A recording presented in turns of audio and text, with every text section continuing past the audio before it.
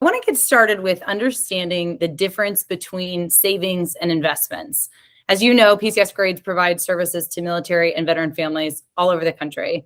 For many of our viewers, investing is pretty new. Most of us have a checking and savings account. However, investing, as you know, is a little bit different. How can we become more financially aware? Good question, Kessa. Financial awareness, it's really a mindset about how to manage money for the long term. And really, if you have a financially aware household, you think about your money in three different buckets. One, savings. Two, an emergency fund. And third is long-term investments. Now, we often get this question about what's the difference between saving and investments. So the way I like to describe it is savings is really what's left over after you're paying for your everyday expenses, your rent, your groceries, your gas. It's everything that's left over from that. However, you also need to keep some money aside as an emergency fund, which means for things like if your car breaks down, your roof needs redoing, things that you can't really predict when they're going to hit or what the nature of it is going to be, but you should set aside some money for emergencies.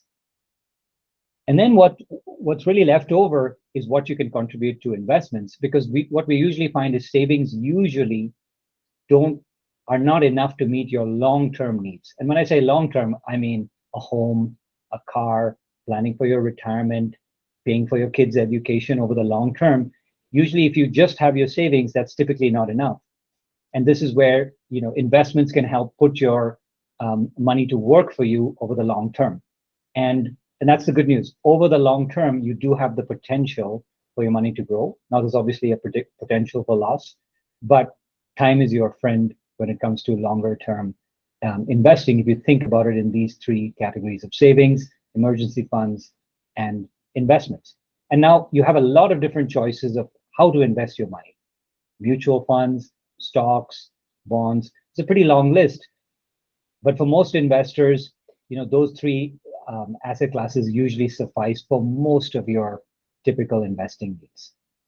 And again, we have a lot of different resources available at Victory Capital, where you can go in and learn about the basics of investing, learn about what's going in the markets. And what we try to do is make investing approachable. There is a perception that it can be daunting, but it really doesn't have to be. And it's in your best interest to learn and get educated, and we're here to help. And sometimes we find the easiest way to explain investing is just speak to somebody on the phone. So just call us. That's probably the easiest thing. Speak to one of our specialists. They'll explain it to you, from the basics. Oh, that's so helpful. I don't think you'll find a military spouse across the world who doesn't have a story about the importance of having an emergency expense fund, especially during a deployment. But I think investment definitely feels a little more daunting. So I appreciate that.